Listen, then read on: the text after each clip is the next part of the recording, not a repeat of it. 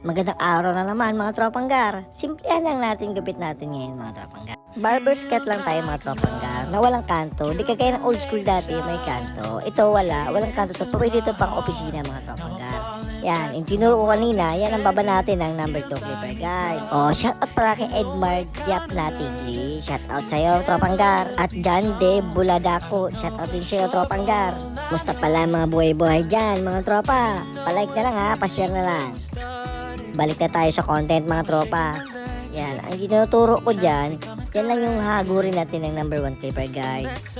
Ang pinakaingatan natin dyang area na yan, tandaan nyo to ha mga tropang gara, sa may likod ng tenga, huwag nyo talaga iangat yan kasi ang hirap talaga magbura dyan. Okay lang umangat yun sa may patilya at sa may likod, huwag lang talaga yung sa may likod ng tenga mga tropang gara. Habang hinahagod dyan natin mga tropang gara, tignan nyo kung paano ako magbabawas dyan sa may tenga likod ha. Tignan nyo, yan. Yun yung ginagawa ko. Sinasalubong ko na naka-island. Tapos i-close ko yung clipper lever. Yan, i-close ko lang yan. Lilinisin ko lang yan sa may ilalim. Tatanggalin ko lang yung mga balibo-balibong maliliit. O kaya balibong pusa. Ang haba-haba na ng content natin ha. Kung nakaabot ka sa video na to, mag-like ka na ha. Mag-like ka na. Ang haba-haba na ng inabot mo. Tandaan mo yan. Suporta naman mga tropang gar. I-like mo na yan. Pindutin mo na yan mga tropang gar. Oh, kitang-kita pa rin kita ha. Di mo pa rin talaga pinindot. Pindutin mo na yan. Lilinisan na natin gamit ng razor. Ayan, gawa na tayong linya. Madali lang kasi gupit ni tropang gar. Noong una kasi, pag magaling ka na mag-barbers, diyan ka na mag-i-start, mag-aaral ka na mga bagong gupit, gaya amit cut, malins cut, kung ano man yan. Ang pinakahuling matutunan mga tropang gar, yun na yung plata. Pag magaling ka na mag-plata, sabi ko sa iyo, ang galing mo ng barbero nung mga panahon na yun mga tropang gar. Ayan na, nalalaman na yung edad. Ilang taon na ba? Ilang taon na?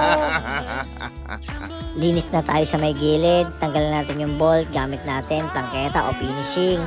Yung finishing na yan mga tropang gar, mga dating barbero, sila pa talaga. Alam na nila yan. Old school na yan yung plangketa na yan.